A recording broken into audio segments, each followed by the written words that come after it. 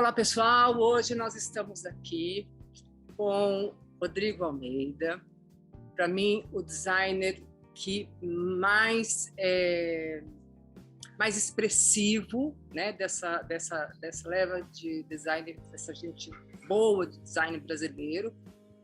E Rodrigo é uma pessoa, para mim, assim, ele consegue transitar, trazer toda a sua criatividade, todo o seu saber para a peça, tudo aquilo assim, ele pensa, ele vai, ele faz. Rodrigo, boa tarde. Olá, boa tarde. Obrigado, né? Primeiro, obrigado pelas palavras. Enfim, vamos lá. Vamos lá. Conta um pouquinho pro ouvinte e leitor da revista andreamachado.com.br, como é o seu processo criativo? Como começa? Ele começa... Da onde vem? Da onde surge a ideia? Então, é engraçado, eu estava ouvindo você falar aqui. É que, na verdade, assim, eu, de criança, eu achava que eu seria artista plástico. Só. E eu pintava muito, desenhava muito desde cedo. Depois de adulto é que eu ingressei no design. Mas eu acho que a minha mentalidade não é de design industrial. A minha mentalidade sempre foi do artista plástico. Hoje eu percebo isso. Hoje, como eu estou voltando, nos últimos anos, eu voltei a fazer um trabalho nas artes plásticas, eu percebi que a mesma relação que eu tenho. Então, muito do que eu faço é um testemunho do que eu sou. É como se eu tentasse multidimensionar o que eu sempre fui, né? Então, e o que eu sou? Eu descendo de, né? Eu descendo de índio, né? Eu descendo de índio, negro e português. Essa é a minha ancestralidade. E tem essa questão da ancestralidade que para mim é muito forte. Que até para mim codificar o que eu faço, né? Essa expressão da ancestralidade para mim é uma coisa muito forte. Porque eu sempre quis entender o que seria, falando do design, o que seria uma cadeira afro-brasileira, ou o que seria uma cadeira nipo-brasileira. O que seria isso? Isso é um objeto que precisa ser inventado, não é um objeto que existe, né? E tem essa beleza de ser brasileiro, que é isso, que é uma cultura nova que ainda está sendo inventada. E por isso que a gente erra tanto também, né? Enfim. Mas esse percurso, né, é desse percurso que nasce minha narrativa. E a narrativa de muitos artistas plásticos, assim. E eu tenho muito essa ideia de obra, que é uma coisa que não é comum no design. Eu conheço até, mas são muito poucos os designers que entendem que eles estão criando a narrativa de uma obra, que é um trabalho de uma vida, né? Até porque a gente é muito julgado por uma peça. É curioso isso. Mas não é uma peça. Você tem que ver o repertório que aquela pessoa tem criado, né? Isso é um vício do mercado, da indústria do móvel, né? Que lança pessoas, por exemplo, que só sabem fazer aquele trabalho. Sabe? Aquela música do verão. É sucesso, mas depois você vê que a pessoa ela não vai além, ela não consegue expandir o repertório dela. Porque tem essa pressa do novo, né? O novo é super valorizado, que tem que ser valorizado e tem que ser apoiado, mas precisa ser dimensionado melhor essas questões e olhar um pouco para a obra do artista. Mas isso principalmente no Brasil, é uma coisa que a gente está aprendendo agora, né? Agora que a gente está olhando para a obra do Sérgio Rodrigues, e essa obra vem sendo puxada do passado para ser valorizada, ou do Zé Zupin, ou do Terreiro, né? Essa ideia de obra ainda é muito nova. E na minha geração, e até nessa geração mais nova, eu percebo que essa ideia de obra não está muito viva na cabeça das pessoas, que é uma pena. Você acha que é falta de incentivo? O porquê que a gente... Porque na Europa a gente vê que as pessoas realmente dão esse valor, né? Por que aqui no Brasil demorou tanto? de hoje já se dá o valor para o desenho, para o autoral, mas demorou muito. Você, os irmãos Campana lá atrás, vocês tiveram que ir para fora do Brasil para fazer sucesso, para entrar em museus e galerias e tudo mais, para vir para o Brasil aceitar. Seria como se fosse assim, eu vou aceitar meu filho que nasceu aqui. Mas tiveram que ir para fora. Então, é essa coisa de ser novo, né? De não ter cultura, não entender o que é uma cultura material. Por exemplo, eu quase não tenho peça em museu aqui. Aí agora na Holanda vai ter um museu que vai ter 2 peças minhas, e é muito interessante que esse museu ele vai colocar as peças de design junto com as peças de arte. Não vai ser uma coisa separada da arte. Eles já estão pensando de outra forma. Eles já estão pensando na cultura material como o todo, né? Sem divisão, que já é um avanço até mesmo para um conceito moderno de museus, que alguns museus europeus têm. É uma coisa é novo, né? E aqui a gente ainda está discutindo se é arte mesmo, que não, porque tem que ter utilidade, que é forma em função. A gente ainda se debatendo. Estamos conversando ainda da funcionalidade, discutindo a funcionalidade Eu acho que a gente tem uma nova geração no design que é muito retrógrada, é muito voltado para os anos 50, né? Anos 50, gente, olha isso, a gente está em 2022. 72 anos. Aí tem esse monte de reedição que eu acho legal. Eu acho dúbio. O que eu acho legal porque assim as pessoas estão reconhecendo o trabalho dos Aldo, ou seja, isso é bacana. Seria mais bacana se elas reconhecessem esses designers através dos originais. Porque até tem uma distorção aí, porque o original e a reedição tem quase o mesmo preço, é uma coisa estranha no mercado. E não deveria, né? Porque o original... Não deveria. O original, ele tem pouco, né? Exato. A reedição, você reedita, sei lá, e hoje em dia estão reeditando coisas assim que... A perder de vista, né? A perder de vista. Eu gosto porque banaliza. Chega uma hora que aquele layout de casa com a mole, 2 moles, um sofazão e uma mesa de centro, as pessoas vão cansar daquilo e, quem sabe, elas vão consumir outra coisa, né? Alguma coisa de um designer novo, enfim. Porque tem esses ciclos também de visuais, vamos chamar assim, né? De layout. É da mesma forma que a moda é cíclica, o design é cíclico, a nossa... Mas tem um aspecto retrógrado também, né? Eu lembro que tem uma frase do Sérgio Rodrigues que ele falava que... como que é? Que ele falava que eu não lembro da frase exatamente, mas ele dizia que no Brasil só tinha luz 15, né? Que ele entrava nas casas e só tinha luz 15. E aí hoje eu olho para as casas e falo assim, olha que coisa, como são os ciclos, né? Ele virou o Luiz XV agora contemporâneo, né? Porque todas as casas têm que ter uma mole. Então, e essas coisas vão passando, né? Mas o design é lento, né? Então ele não tem a velocidade, como você falou, da moda. Ele demora 10 anos, hoje em dia está até mais rápido, mas ele demora 10 anos para mudar esse layout. Mas muda. E vamos ver.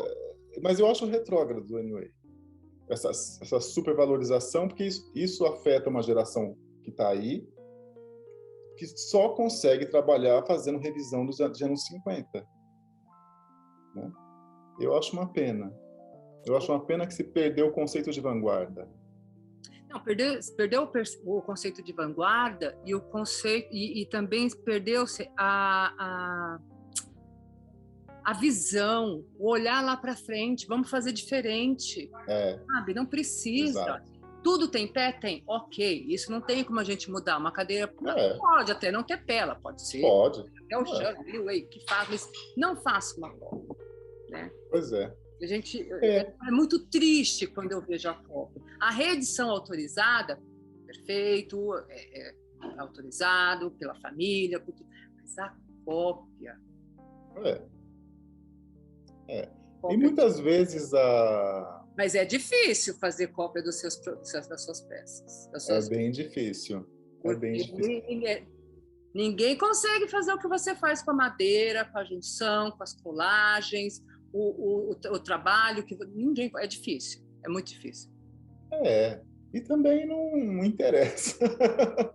Porque assim, eu faço uma coisa tão específica, né? E é o que me interessa de fato fazer. Porque assim, eu não sei, eu acho que no mundo, a industrialização no mundo, ela precisa ela vai ter que, em algum momento, ser repensada, né? Porque não dá para você ficar produzindo milhões de coisas e jogando no planeta o tempo inteiro. Uma hora essa ficha vai cair. Então, eu não sei também. Eu acho que essa dinâmica de dinheiro, de mercado, que influencia muito as gerações de designers que eu venho acompanhando, influenciou a minha. Eu acho que uma hora a gente vai ter que repensar isso. Nessas quantidades, né? Nessa forma de raciocínio de que você precisa produzir 10 mil peças, que o design tem que ser industrial, por exemplo. A industrialização ela vai deixar de ser um status, né? Porque eu acho que quando eu comecei, a ideia de industrialização era muito importante. Você só se definia como designer se você tivesse peças feitas em média e larga escala. Tinha muito essa ideia, assim, né? De Philip Stark, o Karim Rashid, é muito plástico, né? Nos anos 90, quando eu comecei. Final dos anos 90. Então, mas hoje eu percebo que plástico, será? Acho que a gente não é mais um status você fazer um coloridão de plástico. Não. O que é, então, né? Como que é a industrialização? Você ficar cortando um árvore e fazer um monte de cadeira, será? Então, assim, tudo precisa ser repensado, né? Então, eu estou nesse lugar, assim, que eu me sinto confortável, assim. Eu não faço isso em larga escala, eu faço muita peça única, muita, que eu gosto bastante. Então, eu voltei por uma produção de artista. Pouco, tem o público que consome, não tem a voracidade da coisa que é feita em escala, porque o preço também é outro preço. É outro. E é isso, eu acho que o luxo ele está indo para esse lugar. Onde ele nunca deveria ter saído, né? Porque luxo em escala é uma coisa sem o menor sentido. Mas eu acho que toda a indústria vai um pouco para isso, para essa coisa do tailor-made, mas sem arrogância da exclusividade. É tailor-made porque, assim, você vai comprar o alface mais próximo da sua região, porque você quer evitar CO2, você quer evitar várias coisas. Você vai usar a sua sacolinha de pano, porque você não vai ficar jogando plástico no lixo. Então, essas coisas ainda é muito novo, mas eu acho que não tem outro jeito. Né? Não, porque se continuar do jeito que, assim, está, com as pessoas pensando dessa forma do consumismo, né, exacerbado, que nós tivemos, inclusive até a geração 80, era a geração Coca-Cola, aquela coisa do consumir, do artificial, né? Não é errado, sabe? Se a pessoa gosta, ok. Mas, gente, o planeta não gosta, né? O planeta precisa viver do planeta. Se a gente não tem a Terra, não tem planeta. Então, hoje a gente começa a consumir com cautela, com consciência, né, daquilo que a gente está fazendo, ou a gente vai embora, né? E o seu trabalho, ele é legal, eu sei, porque eu acompanho você há muito tempo, né, gente?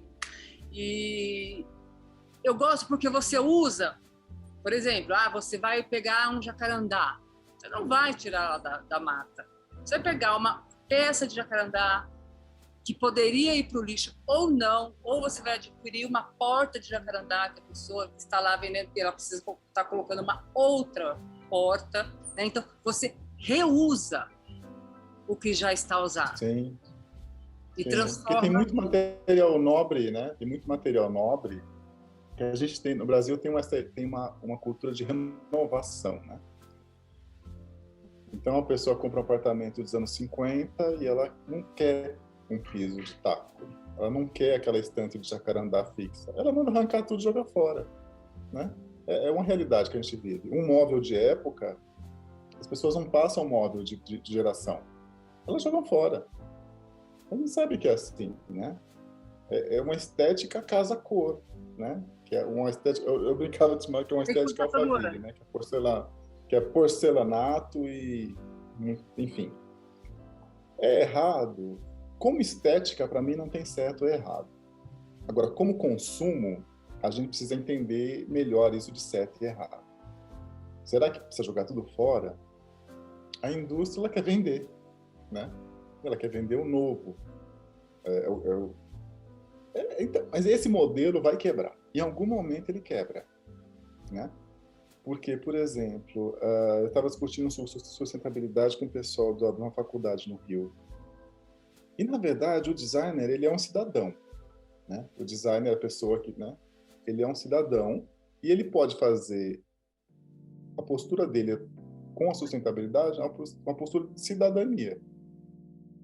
Quem tem que prover o material correto é a indústria, né? Eu teria que ter um material que não fosse exatamente madeira, mas que fosse um material reciclado de alta durabilidade, com uma boa densidade, para eu poder produzir móveis com esse material. Se eu não tenho esse material, eu vou cair ou na madeira, ou nos sintéticos, porque eu não sou a indústria, eu não tenho como produzir um material que possa substituir a madeira, por exemplo. Tem algumas tentativas, mas eles ainda são frágeis, ainda não se investiu o suficiente para, né, para fazer um material de fato sustentável. É um tema muito difícil de falar, porque, como você disse, é muito novo. Nós acabamos de sair, aliás, nós somos uma sociedade que consome, que gosta do consumismo. Então, é difícil, mas as pessoas têm que entender, né? A gente tem que ter cautela, que a gente tem que saber do nosso limite, de como fazer as coisas, porque senão vai desandar, como você mesmo acabou de falar. Já está desandando, já. E a gente precisa se propor assim precisa de vocês e do seu trabalho, da obra de vocês que fazem isso, né? Vocês precisam falar mais, precisam divulgar mais. É importante, você não vai pegar a madeira que saiu de lá da floresta, que não foi autorizada, para fazer uma peça. Sim. Fazer com que as pessoas vão entender o design, que é peça única, porque foi da madeira que tirou da porta, outra do guarda-roupa, outra que era, sabe? Como é que você vai fazer as pessoas entenderem isso? Eu sou da opinião do Caetano Veloso, né? Ele diz que o Brasil vai dar certo porque eu quero que ele dê certo. Sim. Então, sempre tem esperança. A gente sempre acha que toda vez quando vira o ano, fala assim, esse ano será melhor, esse ano, outro ano. Mas essa é a ideia. Mas vamos contar um pouquinho para você aqui, vamos sair um pouquinho do discurso ambiental, que é sério. É seríssimo. Né? O seu trabalho, ele envolve muito isso, porque você trabalha com a sustentabilidade e é sério, você não fica com ela só isso, né? E eu vi que você fez 2 peças incríveis, 2 obras incríveis, cadeiras que estão na BS Galeria. E da onde você tirou aquilo? Ficou maravilhoso. Eu gostei também. Você conseguiu fazer a junção daquelas peças, que parece que é uma madeira aqui, outra aqui, outra aqui, outra aqui, outra ali. Então, isso é uma coisa que eu comecei a pensar durante até a pandemia. E aí eu fiquei pensando, como é que eu vou... Eu estava olhando o trabalho do Martino Gamper, que ele fez um trabalho que eu adoro muito, que ele fez, são 100 cadeiras em 100 dias. Então ele fez uma cadeira por dia, juntando dos mais diversos móveis. Ele cortava pedaços de um móvel, montava e fazia uns Frankensteinzinhos, assim, muito simpáticos, assim, muito legais. E eu acho esse trabalho tão bonito, porque eu tinha uma ideia muito parecida no começo da minha carreira. É muito parecida. Eu não tinha pensado em 100 cadeiras em 100 dias, mas eu tinha essa ideia. Até porque no começo dos anos 90 tinha um grupo francês chamado 5.5, eu acho. 5.5. É um grupo francês que fazia isso de pegar pedaços de móveis e tudo mais. Isso é um exercício formal que existe no design já há algum tempo, né? E aí eu ficava pensando, mas como eu fazer isso sem virar um Frankenstein? Né? Como você juntar essas estruturas e para criar uma outra estrutura que remeta ao seu desenho, que não pareça um juntado. Porque se eu não contar que é um juntado, você não vai saber. Aí isso que começou a me interessar, né? E aí eu fiquei pirando, porque hoje em dia a música usa muito o sampler, né? Que são pedaços de outras músicas. Só que você não reconhece que são... necessariamente você não reconhece todos os pedaços. Eu falei, é isso que eu queria fazer. Eu queria usar esses pedaços como um sampler. E queria juntar tudo para criar uma melodia que fosse minha. E aí eu fiquei pirando nisso e acho que cada vez está melhor. Eu acho que a próxima vai ficar melhor ainda, porque você vai pegando o jeito, você vai pegando o raciocínio de você juntar as coisas, que é muito diferente do raciocínio do desenho. O desenho, você impõe uma forma. Sim. Você impõe uma forma. Tempo atrás, eu até dei um workshop que falava exatamente sobre isso.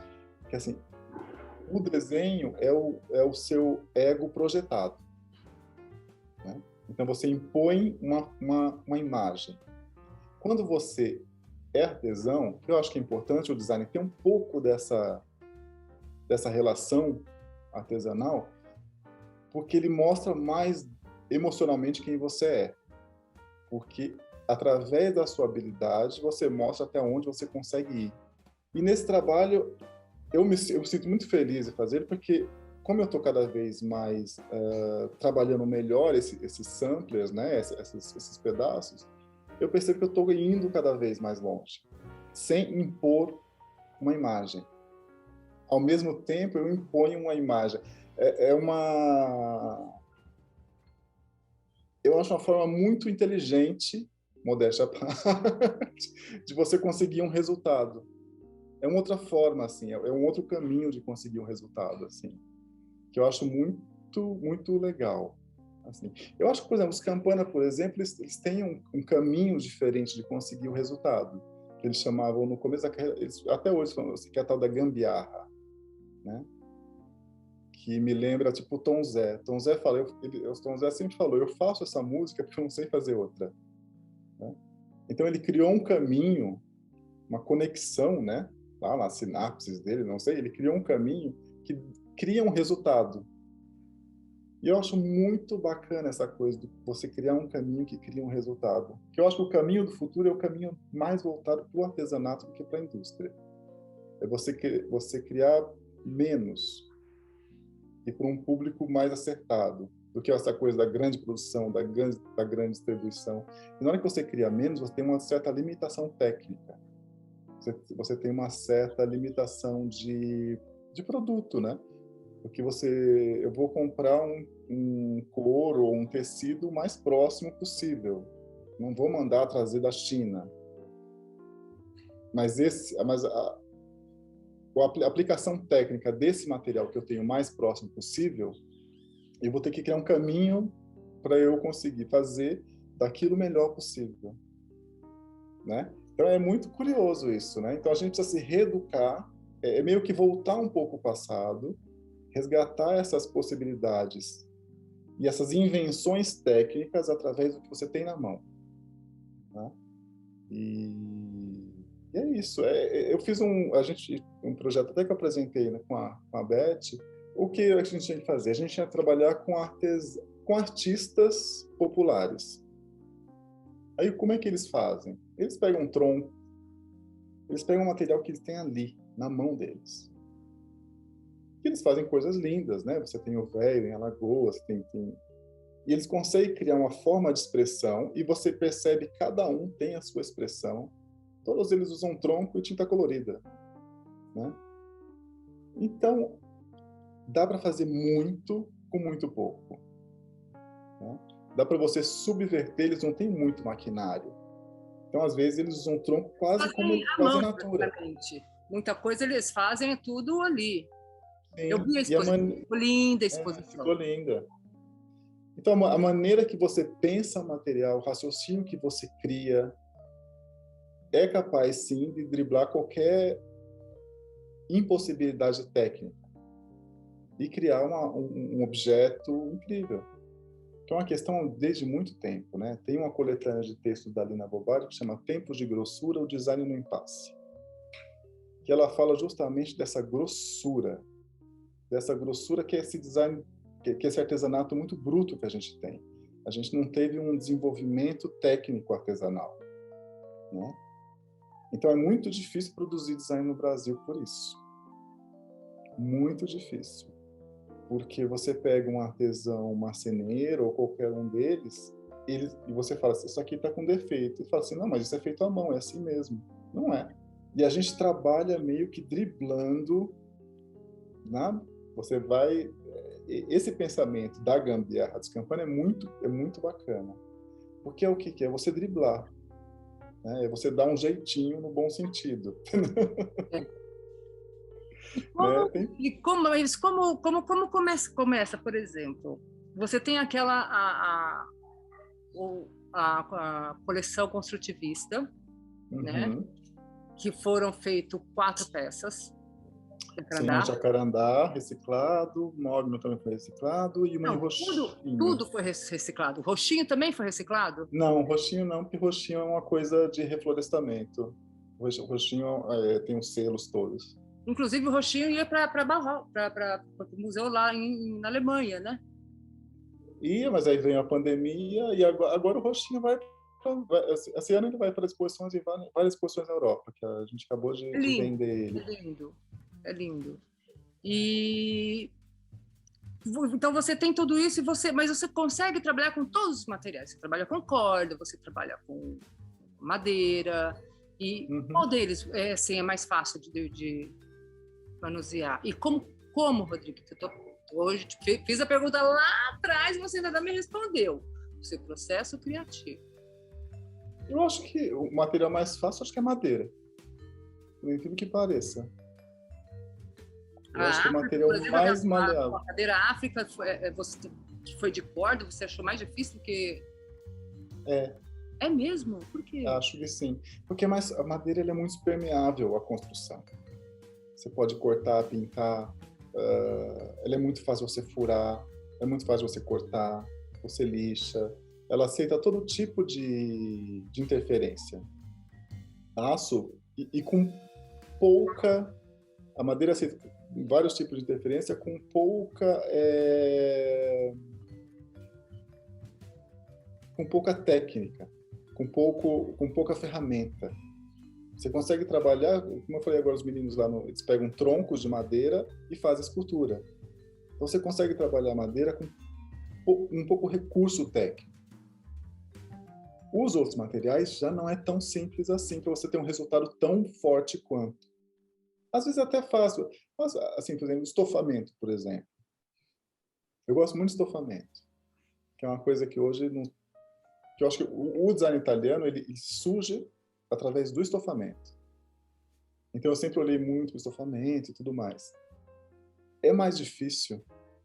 E é uma coisa que eu repenso hoje, porque o estofamento basicamente é espuma. A espuma é petróleo, né? Então, assim, o mercado ainda não me trouxe uma espuma que não fosse puro petróleo, praticamente. Então, mas não é tão fácil de trabalhar, porque é um material industrial que ele já vem muito formatado, numa densidade, você amarrar ele, você criar vários padrões estéticos em cima do mesmo material, não é tão simples. O aço também, os metais também. Você precisa ter um recurso técnico melhor para você conseguir vários acabamentos, várias formas, enfim. E é isso. Então, assim, a madeira acaba aqui sendo mais fácil. Você consegue realmente materiais sustentáveis, se você procurar com selos, enfim, tudo mais. Mas, por exemplo, quando você estava fazendo a construtivista, eu falo muito da construtivista porque eu achei ela é ao mesmo tempo que ela é pesada, ela é imponente, ela também ela é delicada, ela é leve, ela é meio que ambígua, né? Ela tem dois pontos, da fortaleza e a delicadeza. Para fazer, quando você foi fazer, o jacarandá eram outras peças. Isso, eram dormentes, eram peças que a gente comprou usadas, enfim. Para você acertar, porque se você errar um detalhe, porque tudo ali encaixe com reto, com a geometria dela, se você erra... Mas como que foi que ela surgiu? Como é que surge o desenho? Eu fiz primeiro um protótipo, não foi desenho. Eu comprei um monte de... Você gosta de fazer mais protótipo do que desenhar? Ou Gosto. Você... Gosto. Eu acho que eu prefiro. Você faz mais experimentos. Eu prefiro porque... É que a vida útil é diferente, né? A vida útil criativa é diferente. Se você faz um desenho, o desenvolvimento técnico do desenho, eu acho que ele é mais amarrado. Você fica muito amarrado àquele resultado do desenho em si. Quando você faz o protótipo ou o mock-up, você experimenta mais. Daí eu fiz o primeiro protótipo, porque a construtivista nasceu do meu relacionamento com a Beth, que a princípio vendia o móvel moderno, né, o mid-century moderno, e eu nunca tive muita relação com o móvel moderno. Aliás, não tinha relação nenhuma. E a construtivista nasceu de tanto eu me encontrar com a Beth, a gente sempre conversou muito sobre design, sobre mercado, sobre tudo. Ao mesmo tempo, eu tenho uma admiração pelo trabalho do Sérgio Rodrigues, por exemplo. Que eu falava, olha que bacana, né? Sérgio Rodrigues parece um Ernesto Neto, assim, sabe aquela mole, assim? Poderia ser, né? Uma coisa... e eu crio esse tipo de relação. Ou o Terreiro... Eu gosto muito da produção do Terreiro como artista também, acho bem bacana. E eu até ficava me pirando, como seria bacana se essa complexidade da construção da escultura tivesse também uma cadeira, né? Por que será que ele separou, né? Porque isso era uma coisa que, esse raciocínio era uma coisa que para mim que era bacana. E como ideia de trabalho, a Bauhaus, para mim, era muito mais próxima do que o modernismo, né? Mas eu fiquei, peraí, mas o modernismo nasceu dessa ideia de Bauhaus. Quer dizer, não estou tão longe assim. Né? E aí surgiu, mas peraí, de onde surgiu a Bauhaus? Do construtivismo. Então, olha, o construtivismo é muito mais parecido comigo, né? Aquele carnaval, aquela leveza, aquele movimento, né? A ideia de movimento. Tudo está em movimento. Que a Bauhaus também tinha, mas o construtivismo ele tinha muito mais. É como se todas as formas estivessem soltas no espaço. E aí surgiu a construtivista, que tem justamente essa ideia de movimento, né? Dos pezinhos, ela está na ponta dos pés, como se ela estivesse andando mesmo, assim, como se ela induzisse uma ideia de movimento. E daí eu fiz várias peças pensando nessa... E acabou que criou um nicho no meu jeito de pensar, né? Que é um móvel mais voltado para um uso diário, né? Ele tem essa conotação de uso diário, ele tem a resistência, ele tem todos os aspectos necessários, mas ao mesmo tempo ele tem uma ilusão pré-modernista e que ao mesmo tempo se encaixa no modernismo. Então toda essa configuração toda me interessou muito e me interessa até hoje, virou parte da produção. Mas você Então, são várias coisas. assim, acordou, vou fazer assim. Pegou a peça, falou, agora eu vou pegar, vou fazer assim. É bem isso. É assim. É bem isso. Eu tô É bem isso. bem do É nada. bem isso. Por quê? Porque você vai juntando coisas. É como para você escrever um texto. O seu texto tem várias palavras de vários livros que você leu, de várias pessoas que você ouviu. Aí na hora que você senta para fazer, sai. Né? Tem uma frase famosa do Picasso, né? Quantos anos ele demorou para fazer uma obra? Ele falou assim, sei lá, 42 anos e 2 segundos, sabe assim? Porque é uma coisa mais ou menos assim. É verdade, né? Porque toda a sua vivência está ali, só que de repente sai. E dessa cadeira que você fez agora, ela é pesadíssima, que tem um monte de madeira. O nome dela é Demolição. Demolição. É a Demolição. Ela é bárbara. Uma mistureba de madeira, de uma demolição. O nome dela é isso mesmo. E é esse exercício que eu estava falando com você foi eu mesmo que fiz. É uma coisa que eu estou me propondo agora. Uhum. Porque eu mesmo fazendo, eu trabalho com a minha limitação técnica, a minha limitação de ferramenta. Eu entro naquela limitação do artista, que é uma coisa que eu acho que está sendo muito rica para mim, né?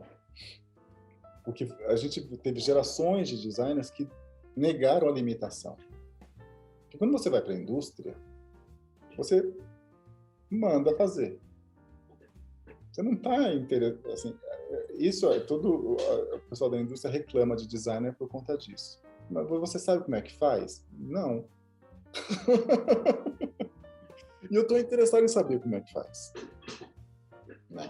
Tô falando com você olhando para ela, tá? Porque ela é demais, ela é linda. Linda.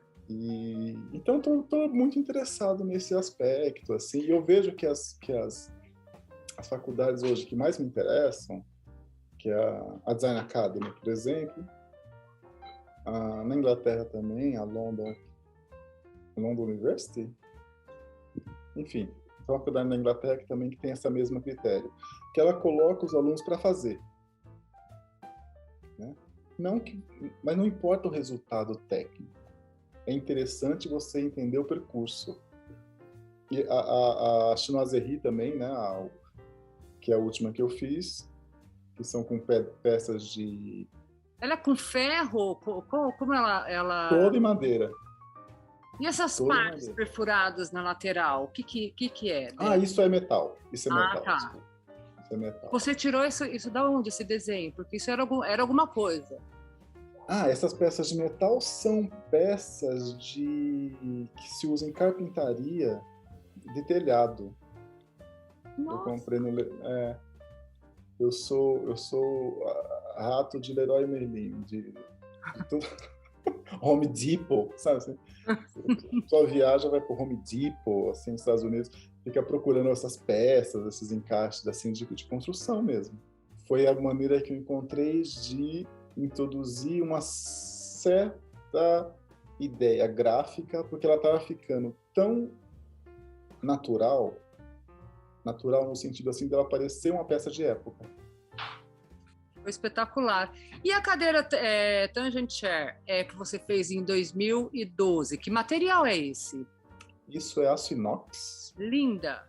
Isso é uma indústria que tinha aqui, eu não sei ainda, no interior aqui de São Paulo, que eles me procuraram.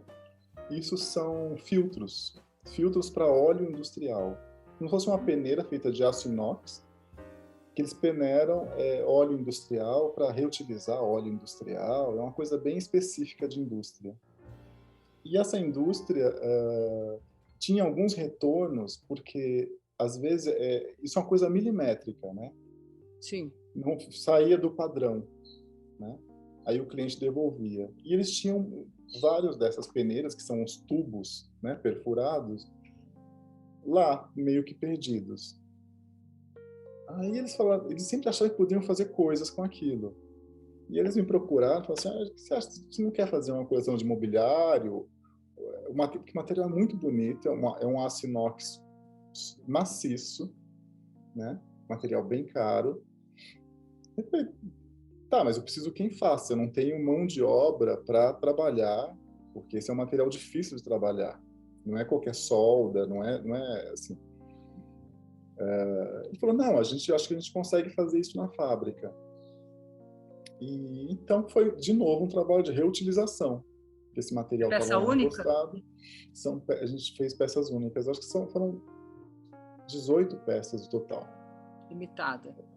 Isso. A gente fez esse trabalho... O mercado recebe o seu trabalho aqui no Brasil. Lá fora eu sei que você... Aqui você também já está no... Você está no auge aqui. Você é um dos que mais se destaca dos dessers da atualidade. Né? Eu acho que eu fiquei. Eu acho que sou persistente. Não, tem todo o merecimento em tudo isso. E você... Como que as pessoas olham para a sua peça, como que elas reagem? É engraçado, assim. Não vou falar por mim. Eu não posso. Eu não tenho muito... Assim, engraçado. Teve uma época... que eu queria realmente ser reconhecido. Hoje, eu quero ter prazer no que eu faço. Eu não tenho muito essa preocupação. E é porque esse lado do artista foi ficando cada vez mais reforçado em mim. Então, assim, eu faço as peças, eu mostro para as pessoas. A maioria não gosta. O que eu acho bom, né? Que como diz o Alessandro Guerriero, que é um italiano que eu gosto muito, ele fala assim, Rodrigo, se você mostra e muita gente gosta, não tá bom, não. Como assim? Porque muita gente aprova, é sinal que você não fez o novo. Entendi. Você fez o que todo mundo já tem no seu repertório. Principalmente quando é essa aprovação muito rápida. E quando você causa uma curiosidade, um certo estranhamento, porque eu acho que o novo sempre causa isso. O legal nas suas peças é que, além delas trazerem o desenho, o belo, ela também tem consegue, suas obras conseguem trabalhar também os dois, né? A arte e a função. Tem a função, sim. Mas eu também tenho jogos, né? O jogo da geometria, do colocar, do pensar, da criação. Esse dia eu estava até pensando nisso. É uma ideia de elegância que eu tenho. Isso é uma coisa muito forte, assim, para mim. Porque por mais que seja loucão, que a pessoa ache muito estranho, ela percebe que tem um rigor. E que tem uma certa... Vamos usar a palavra classe. É que tem um senso de dignidade. Existe uma ideia de digna, assim, sabe? E você vê historicamente, se você pegar toda a história Déco, ou renascentista, ou, enfim, da Idade Média, ou egípcia, ou sumérica, você percebe esse código da dignidade, que é o que a gente chama de elegância, né? Então é tudo muito ligado, né? Então é difícil falar assim de qual é o seu processo criativo. É tudo isso, é a vida. A vida é um processo criativo, né? Ou você pode ser criativo sendo médico, sendo designer, sendo jornalista, sendo empregada doméstica. Né? É o seu processo de dignificação da sua existência.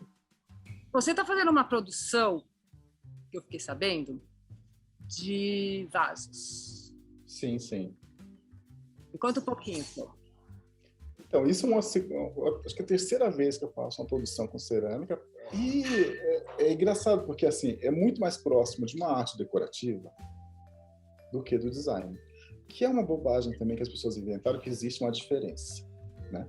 Não existe diferença. As pessoas gostam, né, de classificar, Isso. de nomear Adoram. as coisas. Adoram, né? Para mim, tudo é objeto.